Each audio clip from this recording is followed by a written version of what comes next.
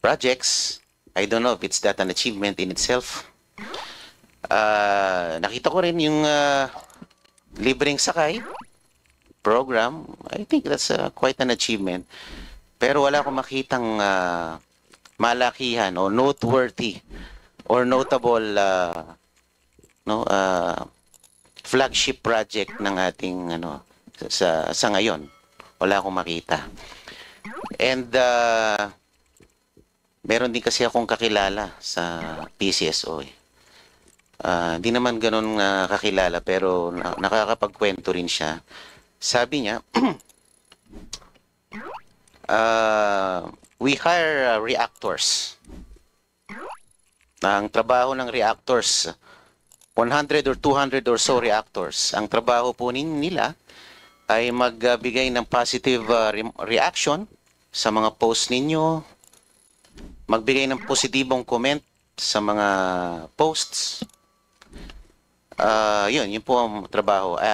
Aside from maintaining around 76 vloggers. Is that correct? Your Honor, if I may clarify, you mentioned PCSO or PCO? PCO, I'm sorry. PCO. Meron daw kayong minimaintain na 200 reactors and 76 or so vloggers.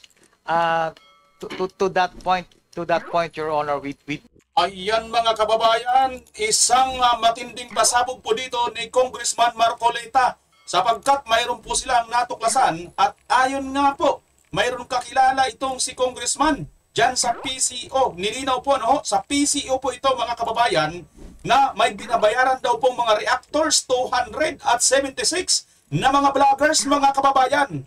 Mayroon po akong ipapakita sa inyong video bago po natin tunguhin ang lahat-lahat. Malalaman po natin kung sino po ang mga vloggers na mga fake news mga kababayan. At sa ngayon po, makikita at mapapanood po ninyo ang isang vlogger pong fake news mga kababayan. Panoorin po ninyo.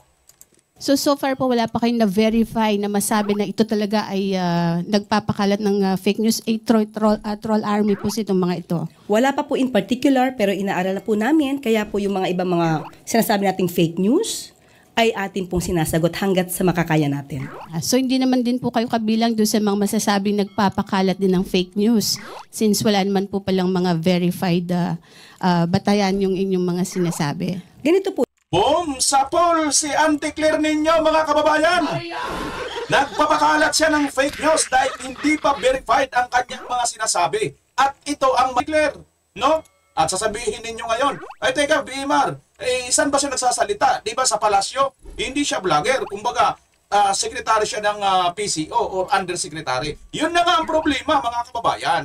Kasi nga po, may trabaho na siya dyan at vlogger pa rin po siya. Ngayon, pagka mayroon pong tinatanong itong si Miss Eden Santos doon sa kanyang mga vlog, aba, itong kababayan ng kanyang palusot, no? Itong kanyang palusot. Sinabihan na nga po siya, no, na hindi ba kayo isa rin sa nagpapakalat ng fake news? Sapagkat hindi naman mga, tawag nito, hindi naman mga qualified or hindi naman verified at yung inyong mga sinasabi. Aba mga kababayan, ito matupik dito kay Auntie Claire. Panoorin po ninyo. Doon po sa nabanggit ninyong 7 pisong pagbaba ng Duterte administration, pwede po ba ninyong i-clarify yon kung talagang 7 piso, gagawin 7 piso kada kilo yung bigas that time, or yung sinasabi po ng dating Pangulo na reduce o bawasan lang ng 7 piso yung presyo po ng bigas? Nasa news na po yan. Maaari po niyong i-refer po ang news patungkol po dyan. So, malinaw po na reduce po yung nabanggit. Pero kayo sabi ninyo sa inyong vlog po ba yun, whatever, yung 7 piso, sabi niyo, pangako 7 piso at parang sort of ganon. Pwede po ba linawin lang natin yun para hindi naman na pagmula ng fake news? Sa vlog po ba? Nakita, napanood po sa Hindi po yata yun nabanggit sa press briefing. Opo, hindi po sa press briefing. Parang you're talking na pinapakita nyo pa yung SONA something ni PRRD. Para lang po magkaroon ng sa halip Hindi na... po yung pahayag ng Pangulo. Nandito po tayo sa ating press briefing para ihayag po ang direktiba, announcements ng Palasyo. Hindi po patungkol sa aking pagbablog. Hindi pa Maraming nabanggit ko salamat lang po yung vlog, Yusek, ano po, para lang po hindi Miss Eden, malito. pasensya na po. Hindi po ako makakasagot ng anumang sinabi ko outside from this press briefing. Kung ano man ang aking naging opinion personal, pag-usapan natin sa labas at hindi dito po. Iyon mga kababayan, napikon po itong si Auntie Claire ninyo. Sapagkat tinatanong po siya rito dahil mayroon po siyang pinapakalat ng mga fake news, mga kababayan. Sinabi ba niya, pinapakita pa daw na sa kanyang vlog na mayroon pong SUNA, sinasabi si PRRD tungkol dito sa 7 pesos na bigas. Ang kanyang binabalita sa kanyang vlog, mga kababayan, ayon dito kay Eden Santos, ay ito nga daw po ang kanyang sinasabi na si PRRD daw ay nagsasabi na pababain, no? Or pababain ang hanggang 7 pesos ang bigas. Yun naman pala, sinasabi lang ni PRRD ay bawasan ng 7 pesos. Tinitwist po nito mga kababayan at ngayon nang ito ay tanongin ni Eden Santos, abay umiiwas mga kababayan at sasabihin lang yung sagot niya, ito daw ay sa kanyang vlog. Hindi niya rin ito masasagot dito. Aba, mantindi mga kababayan. So maliwanag po, no? May mga vlogger po talaga na binabayaran. Kisa, tingnan nyo dyan, ha? Oh, tinatanong ka ngayon, nandiyan ka na harap-harapan. Oh, bakit hindi mo ipagtanggol ang vlog mo? So, anong ibig sabihin? Oh, ito mga kababayan, maliwanag po ito. Ito na talaga ang isa sa rayna ng fake news.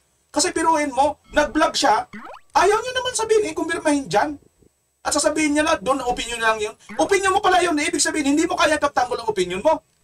Tama mga kababayan? Nako, umpisa pa lang ng ating vlog, nang gigigil na tayo. Nakaka-vlog mga kababayan kasi ito si Auntie Claire ninyo, ang hilig-hilig magpalusot, ano ho? Ngayon, mayroon naman po siya ngayon, mga pronouncement na kanya na naman vlog, binitawan niya na naman sa kanyang vlog mga kababayan at nakakabahala po ito. Kasi pagka tinanong siya dyan sa kanyang trabaho mismo sa PCO, sasabihin niya, sa vlog ko yun, opinion kong personal yun. Di ba nakakainis mga kababayan? Mayroon tayong ganitong klaseng vlogger, no? At PCO undersecretary, tama ba? Undersecretary, na ganito ang asta. Magpapakalat ng fake news sa kanyang vlog, tapos sasabihin niya, pagdating na doon sa pagtatanungin siya, opinion niya yun. Dito siya dapat kausapin. Aba, ang tingin mga kababayan. Patungkol po kasi ang kanyang latest na vlog dito ay dito kay General Torre. Na si General Torre daw ay mayroong mas mabigat na posisyon na ang sinasabi pa niya, quote-in-quote, si General Torre lang daw, isang mabigat na posisyon, si General Torre lang daw ang makakagawa nito, mga kababayan. Mantsakin, mayroon tayong ganitong klaseng PCO, tagapagsalita, na ayon nga dito kay Congressman Marcoleta, mayroon daw siyang kakilala dyan sa PCO na nagkwento sa kanya na may binabayaran daw po itong PCO na mga vloggers. Napakarami po nila mga kababayan. O ngayon, kayo lahat dito na ating mga followers, mga supporters, lalo na mga matagal ng DD supporters. Tingnan nyo po ngayon ang mga dati pong nagsasalita, pumapabor at dati pong ang prinsipyo ay dito sa mga Duterte at ngayon bigla pong nagbaliktaran. Malalaman po ninyo mga kababayan ang mga bayaran. Tingnan nyo pa mga pamumuhay niyan. May mga mararanyang sasakyan, may mga kondominium na po yung mga yan. Maniwala po kayo mga kababayan. At yung iba pa nga, di ba? Official ng vlogger doon sa mantakin nyo yun. Vlogger na, mayroon pa. Pero mo, the big five daw sila. Big five, pero ilan sila doon? 10 yata, 8.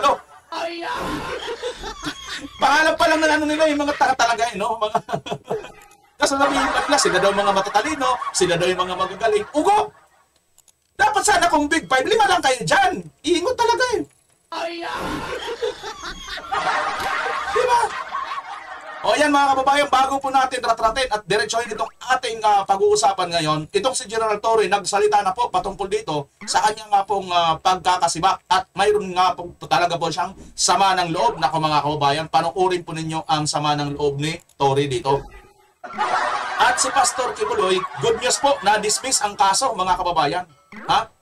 Yan po lahat ang ating pag-uusapan at inyong matutunghayan sa vlog na ito. Bago yan, ako po ay nakikisuyo sa inyo na paki-like, paki-share ang video ito at kung bago ka lang po sa aking channel, ako ay nakikisuyo na paki-subscribe, paki-pindot ang notification bell all.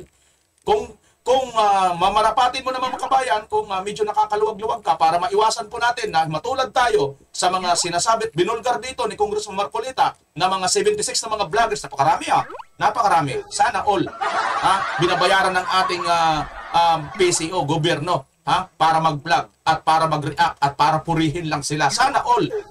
Biruin mo yan, para lang sumipsip, para lang purihin ang kanilang mga katarantaduhan, ay babayaran pa sila ng gobyerno natin. Antsakin nyo yung mga kababayan. Para hindi po tayo maging ganon, ito si BMR Channel, nakikisuyo po sa inyo. Kung mayroon po kayo nakakaluwag-luwag kayo dyan, ayan, may super thanks, may join button, bahala na kayo kung magkano ang inyong pipiliin dyan. Let's go na po tayo mga kababayan, diretso na tayo sa ating videong pag-uusapan ngayon. Ito po ang naganap na hearing, Pero bago po yung hearing, unahin po muna natin itong good news kay Pastor Kibuloy na na-dismiss po ang kanyang kaso. Ano po ba itong kaso na na-dismiss dito kay Pastor Kibuloy? Ano po mga kababayan, Republic of the Philippines. Ito po ay post ni Jason Za. At ito nga po ay pinasinasabi dito sa kanyang caption, Ang kaso po ni Pastor Kibuloy na ito, Pastor Apollo C. Kibuloy, copyright infringement. Ayan po, Ayan, nakikita nyo naman, mga kababayan. Ayan po, complain naman. Umar, Hari Manzano ba ito, mga kababayan? Ito po ay dismiss na po ito, mga kababayan. Kasama po dito si teka, basahin ko na lang itong sinabi mismo dito ni Jason Sa. Pasig prosecutes or dismiss complaint versus Pastor Apollo C. Kibuloy at KOJC and SMNI President Marlon Rosete. Ayun mga kababayan, palakpakan natin. Palakpakan natin ang pagkakadismiss po nitong kaso ng copyright infringement na ipinataw dito kay Pastor Kibuloy at kay SMNI President Marlon Rosete. The complaint for copyright infringement involving Pastor Apollo C. Kibuloy was found to have no sufficient evidence and has been dismissed by virtue of a resolution dated May 23, 2025 issued by the Office of the Prosecutor, Pasig City. Ayan mga kababayan, so na-dismiss po itong kaso na isinampa nitong si Omar, mga kababayan, dito kay Pastor Kibuloy, sapagkat ayon daw po ito sa copyright infringement na isinampa po sa kanya, mga kababayan. Ito po yung kanta, ito po yung jingle ni Pastor Kibuloy noong eleksyon. Kaya nga isa rin po tayo sa nag-share noon at na-delete na nga po ito, mga kababayan, sapagkat niyon nga nagkaso po itong mamang ito at ayan nga po na-dismiss po itong kaso na ito. So wala pong kasalanan si Pastor doon, mga kababayan. Okay. Magtungo na po tayo sa atin pong matinding balitaktakan o video. Ito po, panoorin natin itong si Congressman Marcolita kung papaano niya po gisahin dito at papaano niya po ibulgar ang ilang vlogger, 76 at 200 mahigit na mga reactors para lang mag-react at para lang pagandahin ang image nito pong mabantot na pong imahe ng administrasyon ni BBM, mga kababayan. Panoorin natin. Nasaan na ba? Yan. Ayan po, mga kababayan. Ang naganap na... Thank you, Madam Chair. Mr. Secretary, looking at the budget of the PCO proper, the fluctuations are rather large. From 493 million in 2023, it reached nearly 90% to 933 million in 2024, only to be cut to 695 million in 2025. And now, the PCO is requesting a 954 million budget for 2026.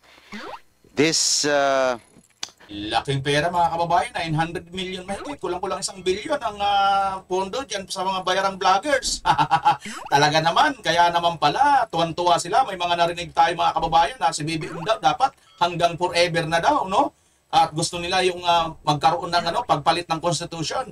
Kaya talaga naman, kaya naman pala, kaya kalaki-laki ng budget sa inyo. Rather, yo-yo or fluctuating budgeting makes it impossible to track long-term strategies. Could you kindly explain to us what new urgent mandate justified the nearly doubling of your budget in a single year? Doble, mga kababayan, halos doble ang kanila daw pong budget. Aba, paano ba naman hindi madodoble? Sa dami ba naman ng mga yan eh? Ba? 200 eh. Yung nakikita pa natin na yung mga nakalantad lang, ilan lang yan. Kasama na si Anticler, vlogger yan eh. Di ba si Anticler, napakarami na ng mga fake news na pinakalat niyan at sasabihin lang niya, doon sa vlog ko yan eh. O, maliwanag yan mga kababayan. Kung ako dito kay Congressman Marcoleta, isama ko yan si Anticler, ipakita ko yung, kunin yung kanya mga vlog. Kayo mga kababayan, sige nga, pakicomment nyo nga dyan kung hindi ba ito karapat-dapat si Anticler dyan mag-isa. Kasi nagpapakalat ito ng fake news sa kanya mga vlog eh. Pagkatapos, pag tinanong ito siya ngayon, nagsasalita na siya dyan sa Malacanang, sasabihin niya, dito sa vlog ko eh. Hindi ko sinabi yan dito eh. Di ba mga kababayan, ganyan po ka ano yan eh, kamaro. Maro yan sa Bisaya. Ano ba sa Tagalog yung maro? Asawa ni Mara.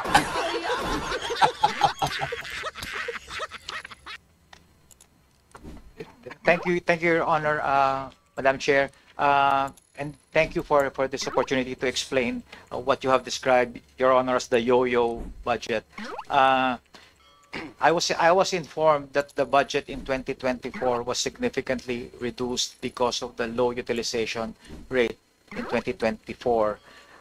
Unfortunately, the budget went down after that, but based on the 2025 budget, what we are proposing right now for 2026 is really more aligned to the 2024 level and consistent with the programs that we have initiated in 2024.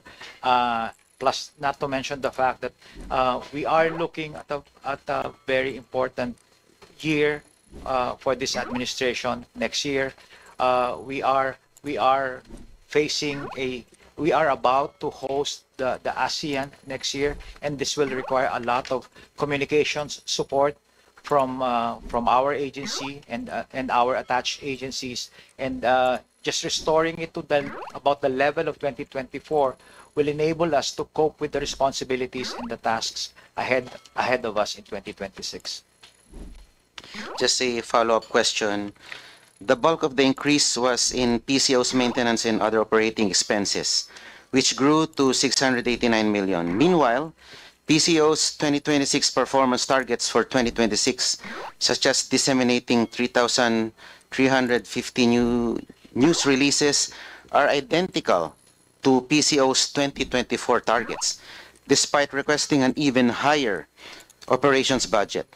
How can PCO justify a higher budget when PCO's own targets remain stagnant? Is the PCO simply asking for more money to do the same amount of work? Thank you, Your Honor.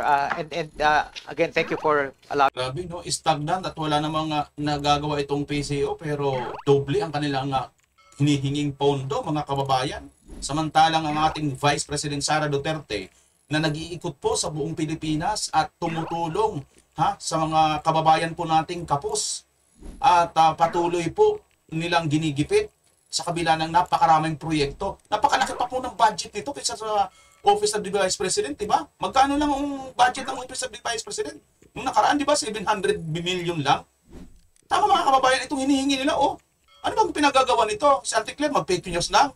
Yun lang, tapos manira sa mga Duterte. Ganun lang ginagawa ni Anticler, ano? Ay, grabe mga kababayan, ha? Allowing us to clarify that point. We are already we've made representations already with the DBM to revise this target to accurately reflect the levels as stated in the MOE. So we are now in the process of revising those targets, increasing those targets, and coming to an agreement with the DBM on this one. Thank you for that answer. My last question. Nakalagay po sa mandato ng PCO na ang Presidential Communications Office ang magsisilbing primary communications arm ng gobyerno. At isa sa mga pangunahing trabaho ninyo ay ilathala ang mga magagandang achievements ng ating pamahalaan. While looking at your Facebook account, wala akong masyadong makita na notable achievements sa PCO Facebook page. Ang nakikita ko, Ayan mga kababayan, no? Tinignan ni Congressman Marcolita itong Facebook page account nitong PCO, wala pong notable achievements. Tapos ang laki-laki ng budget na kinukuha, hinihingi, saan papunta yan? Paghati-hatian ng mga vloggers? Agoy, agoy, agoy, agoy.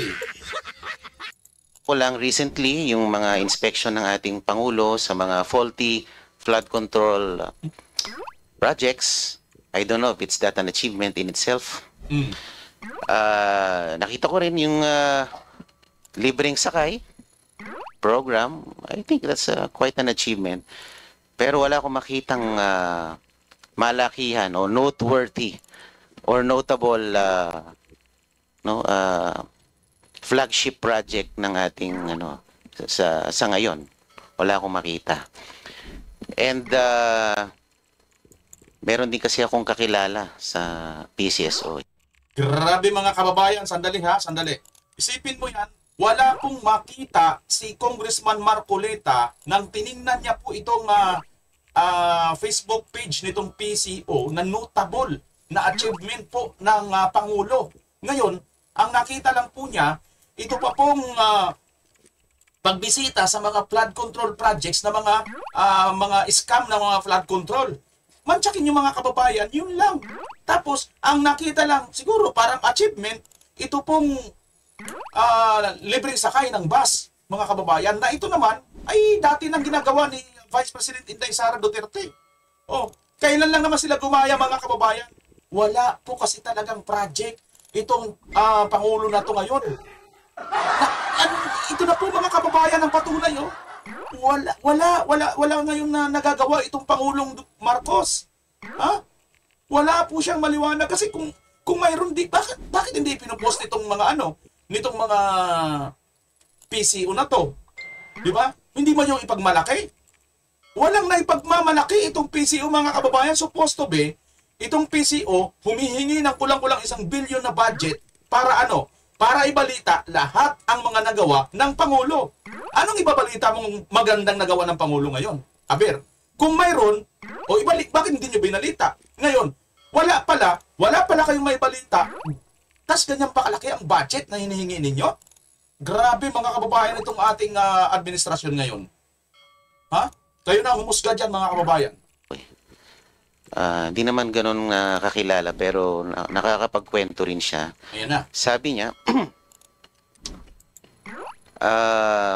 we hire reactors. Nako. Ayan naman. Ang trabaho ng reactors, Tumatango-tango, oh. Sa pagsabi ni Congressman Marcolita, we hire reactors. Patango-tango ka, 100 or 200 or so reactors. Ang trabaho po nila ay magbigay ng positive reaction sa mga post ninyo, magbigay ng positibong comment sa mga posts. Yun po ang trabaho. Aside from maintaining around 76 vloggers. Is that correct? Your Honor, if I may clarify, you mentioned PC. kasama na ba? Kasama na ba dyan si Auntie Claire, Your Honor? Kasi vlogger din po si Auntie Claire eh. Kasi nagsasalita rin po si Auntie Claire ng mga fake news, Your Honor. O kasama ba dyan si Auntie Claire, Your Honor? Pakicheck nga po, Your Honor, Marcolita. Kasi di ba si Auntie Claire nagpa-vlog din eh. Kayo mga kababayan, sa tingin nyo ba si Auntie Claire vlogger o hindi? Pakisagot nga, comment nyo na dyan sa baba. PCSO or PCO? PCO, I'm sorry. PCO. Meron daw kayong maintain na 200 reactors and 76 or so vloggers. To that point, Your Honor, we don't maintain reactors and bloggers. We have organic supporters of the president who comments on our post, but we don't retain. Uy, mayroon daw organic. Organic pa yon? Si BBM na mismong nagsabi, nag-hire siya ng libo-libong trolls. Nak naman talaga, oo. Ikaw, kalbo talaga. Ayaw ko lang sa'yo, kalbo ha. Ito lang na kalbo na to. Hindi, wala lang ako sinasabing masama sa kanya. Hindi naman masama siguro. Kalbo naman talaga eh. Masama ba yun? Wala naman masama siguro doon ha. In any of those vloggers or reactors, as you may put it, those are organic, real people commenting on our posts, commending the activities, the programs of the president, and they are by no means employed by us. Yeah. Taliwas po ang aking impormasyon na natanggap. Ito po ay binabayaran itong mga reactors natin ng 7,000 a month para magbigay ng magandang komento at magbigay ng magandang react. Siguro heart or like. Para po maganda ang traction ng ating mga posts. Correct. Kung sa tingin niyo po, Mr. Secretary, ito po ay organic, bakit po natin sila kailangan bayaran? Correct. Hindi po ba? Meron pa silang allowance sa load. Ay, Bukod po sa kanilang sweldo. Opo, with all due respect, Your Honor, hindi po namin sila binabayaran, and we can check that in the line item po of our budget. Wala po kaming binabayaran na gano'n. As I said, and I will reiterate, these are organic, real people who supports the President and comments positively on the activities and programs of the President on our official channels, official platforms in social media. So wala po yun sa line item ng budget namin, Your Honor. Kung wala po kayong binabayaran, ano po ang komposisyon ng mga job orders po at COSs na binabayaran nyo that comprises most of the personnel services? Yes, Your Honor. For the JOs and the COS, their roles and responsibilities are clearly defined in the contracts that they signed, and we will be more than honored to furnish the committee with the JOs and the COS contracts if required, Your Honor. Ma'am, how much time am I given left? Hindi niya nasagot Wala siyang nasagot kung ano ang proyekto. Ito na lang po, as a way forward, Madam Chairperson, Mr. Secretary, may I kindly ask for the committee to direct the PCO in submitting to the Secretariat and my office within 5 working days the following documents: traveling expenses, a list of all foreign and local trips, their purpose, duration, cost, and the personnel who traveled; professional services, the names of all consultants, their terms of reference, their fees, and their specific outputs of deliverables; advertising expenses, a list of all placements, boostings, the media outlets paid, and the cost of each campaign; and representation expenses, a detailed accounting on how the 41 million for 2024 was spent. Sige. Mr. Secretary, considering the similarity, just a manifestation, quick manifestation, other than the requirement that I gave them. Before we move to the manifestation, just wanted to check in, Secretary Gomez, would you be comfortable providing those information within 5 working days as requested by Representative Marcoleta? We will comply, Your Honor. Makakaasaw po kayo. Opo. Ito naman po ay tanong, ano ko lang naman, pakiwari ko lang. Hindi po ba mas madaling depensahan ng administrasyon kung ito ay maraming mga notable achievements? Correct. Mas madali siyang depensahan kaysa depensahan yung mga or labanan yung mga kritiko Correct. ng gobyerno. Correct. Kasi ang nakikita ko po, parang din, siguro, napansin ko rin kasi si Yusek Claire Castro, pag siya po ay nagsasalita, lagi siyang on the defensive tone. Correct. Sa akin, Hindi lang defensive tone. Ano pa? Naninira pa talaga. Ito na nga Ito na nga mga kababayan nagpipik news pa talaga. At tinatanggi niya, sasabihin lang niya sa vlog niya yun.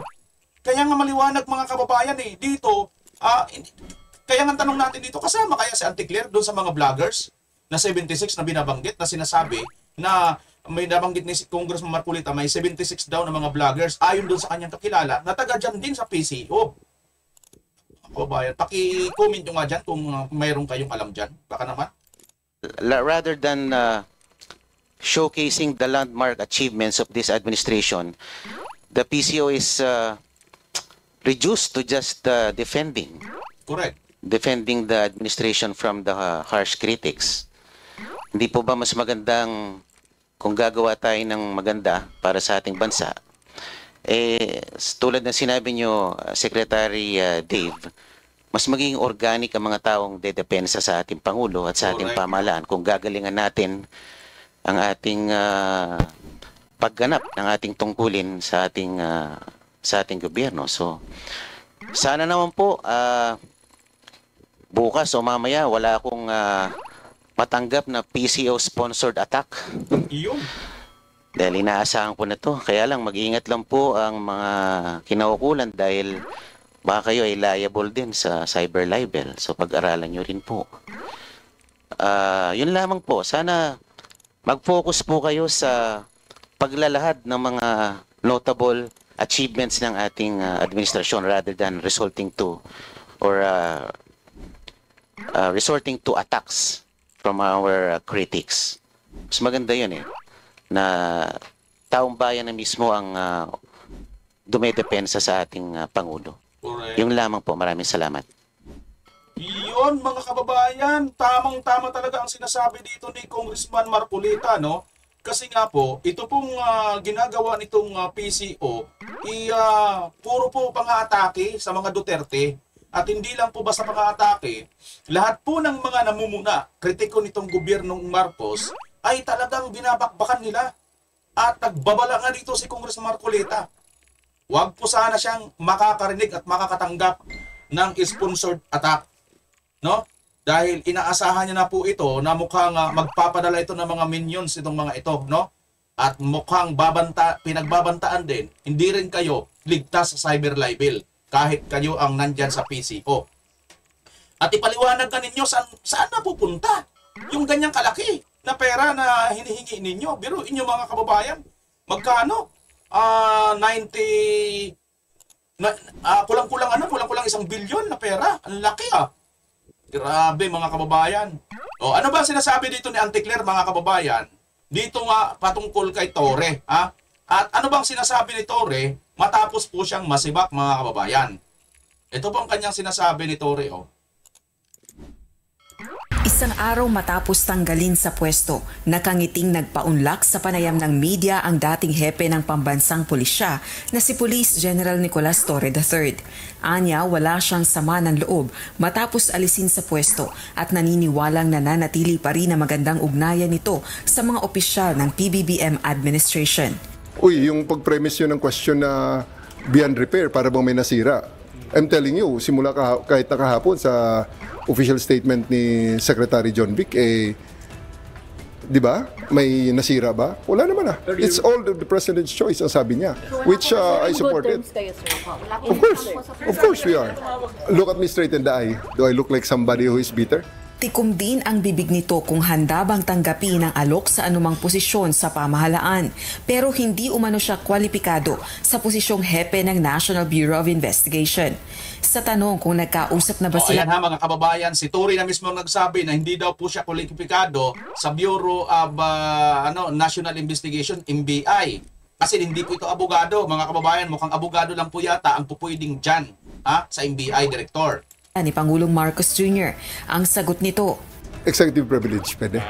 Sa dahilan naman ng hindi nito pagdalo sa turnover of command ceremony sa PNP noong August 26. Teka, tinanong pala ito mga kababayan kung tatanggapin ba niya yung alok ng Pangulong Marcos. Ang sagot lang niya, no, yung panibagong trabaho na mukhang ito yata ang binabanggit ni Auntie Claire, no, sa kanyang vlog na naman mga kababayan, na itong kanyang vlog, pagka tinanong naman ito, di ba sabi dito ni Torre mga kababayan, balikan lang natin konti ang sinabi ni Torre, medyo napalagpas natin ng bahagya, napalagpas natin bahagya. So, panoorin natin. Tinanong siya kung tatanggapin ba niya yung alok ng Pangulo. So, inalok na ito ng Pangulo mga kababayan, na isang trabaho, panibagong trabaho pagkatapos po niya rito mawala sa PNP chief, no? Ngayon, ano Bureau sagot of niya? Investigation. Sa tanong kung nagkausap na ba sila ni Pangulong Marcos Jr., ang sagot nito, Executive privilege, pwede. sa Executive privilege, mga kababayan, no? Panuurin nga natin yan, bakit kailangan niya executive privilege? Ibig sabihin yun, parang sekreto, parang sila nang nakakaalam. Ano ho, mga kababayan? Wala na pong makakaalam kung ano po ang inaalok sa kanya. Ngayon, malalaman po natin dito sa Daldalera. Sa Daldalerang fake newsera ninyong ante.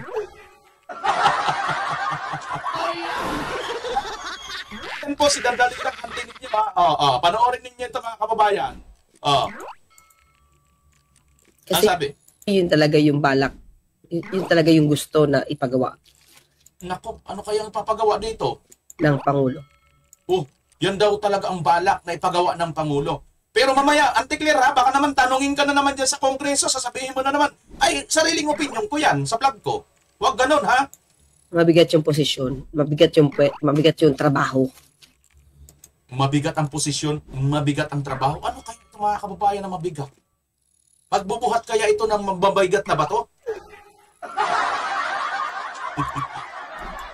Na siya lang. O yun, isa pa. Mukhang siya lang ang makakapagtrabaho nun.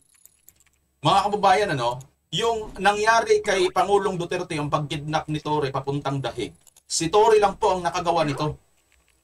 Ha?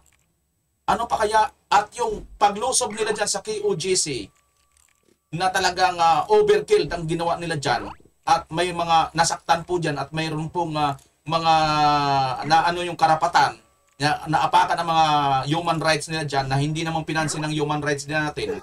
Pero pag mga MPE yan, mga realista yan, ay talaga naman, andun na kagad ang mga human rights ko, no? Diba? Yun kasi yun nasa plano ng Pangulo. I believe PBB sa plan. Yes. Sabi ni Dina. Yeah, oo.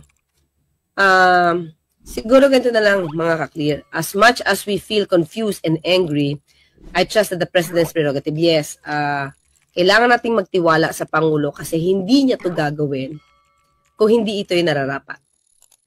At may isang ipapagawa kay General Torre na mabigat.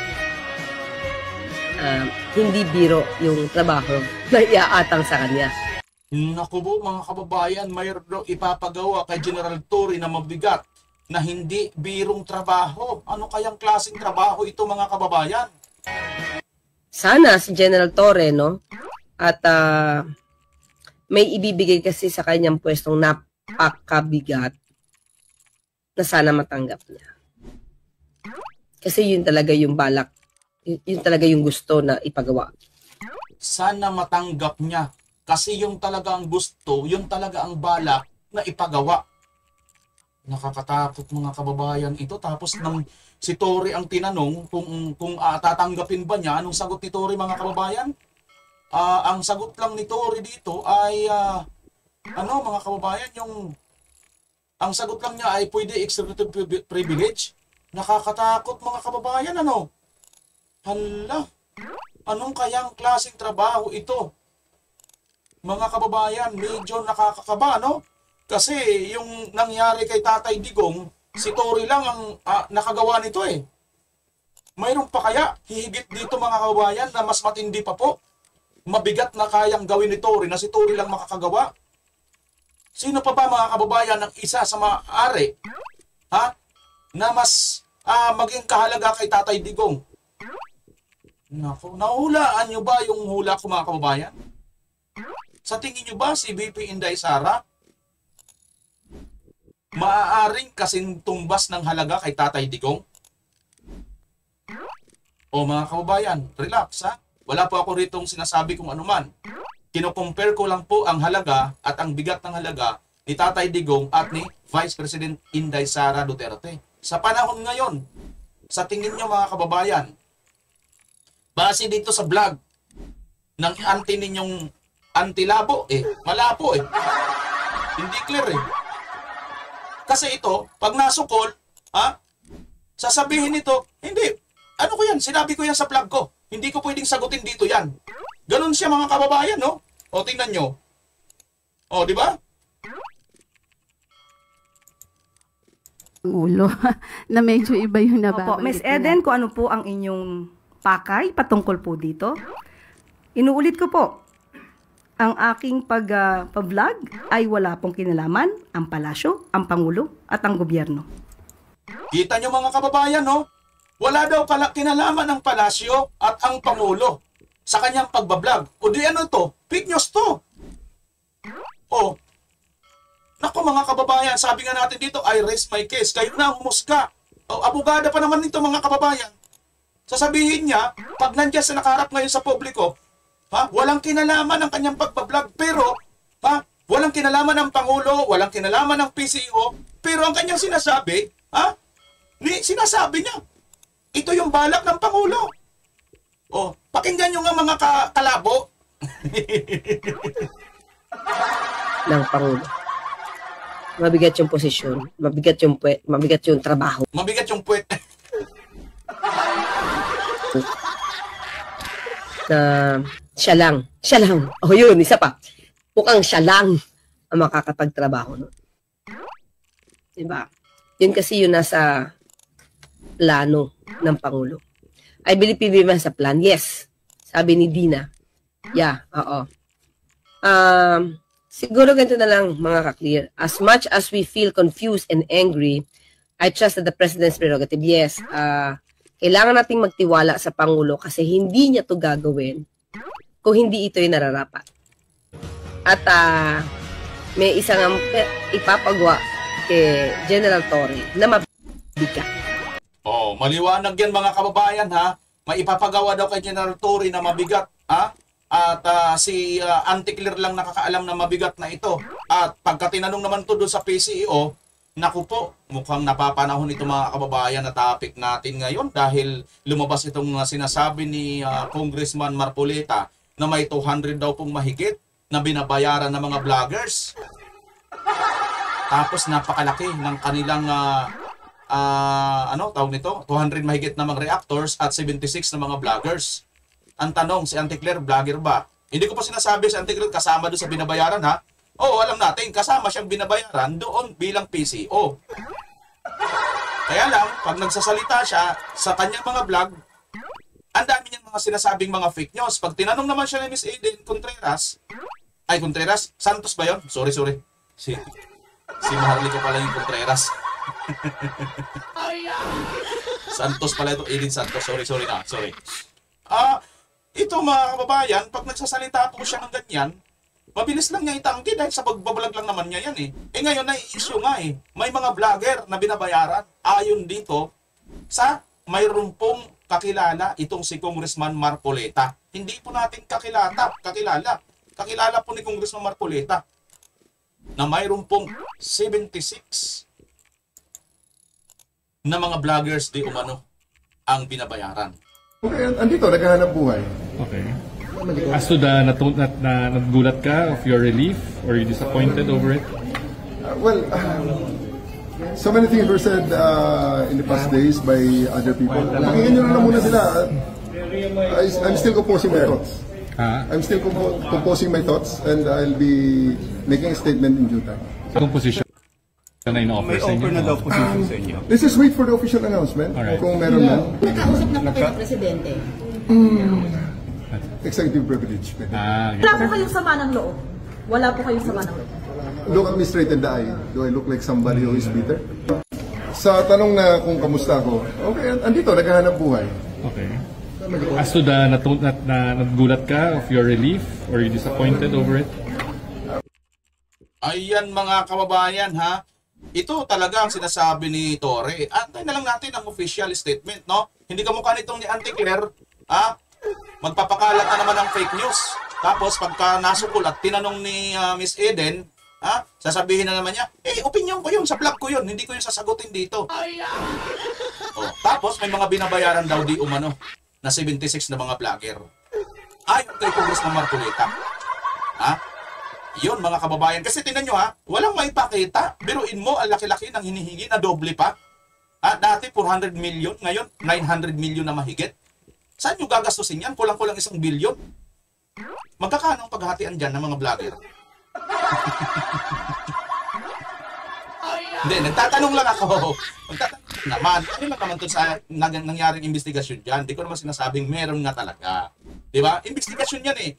Lumutang yan eh. May kakilala daw si ano eh. Malay natin, ilabas ni Congressman Marcolita yung kanyang kakilala at ituro kayo dyan, ha? Pero meron akong alam. May kilala ako. Hindi ko sasabihin. Tingnan nyo na lang dyan. Tingnan ninyo na lang, mabilis nyo naman makita yung dating talaga naman magtanggol sa mga Tatay Digong kay mga Duterte. Talaga nga, katulad din sa amin eh, di ba? Kami kasi mga kababayan, wala eh. Talagang ano lang ito. Tingnan nyo naman sa BP Inday Sara. O yan, nakikita nyo yung video namin ni BP Sara na yan. Ayan. Yan ang pagbisita namin kay BP Sara. Alam nyo kung anong binigay sa amin dyan? Tumbler. O, yung ano, yung Aquaflux ba yun? Yung inuman yun. O, ano ba yun? Bayad ba yun? Hindi. Souvenir lang yun. O, di ba? Napakalaking bagay na yun. Highly appreciated na yung mga kababayan. Tatay Digong, anong binigay sa amin? Binigay sa amin, puyat.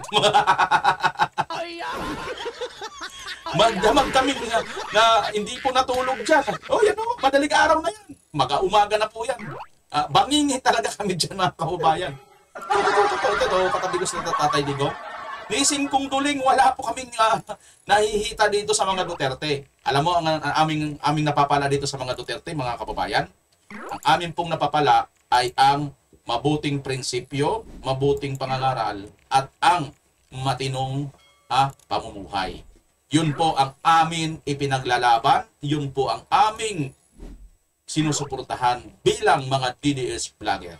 Kung gusto nyo po na magpatuloy si BMR Channel sa mga ganitong klaseng video at prinsipyo, isubscribe nyo po, pakishare ang video ito. Pakikalat nyo po ninyo ang lahat ng ito. Maraming salamat po sa inyong walang sawang pagsubaybay. Muli si BMR Channel, nagpapasalamat sa inyo at sinasabing maraming salamat sa Diyos, Pilipinas as always. At God first po tayo. Bye-bye!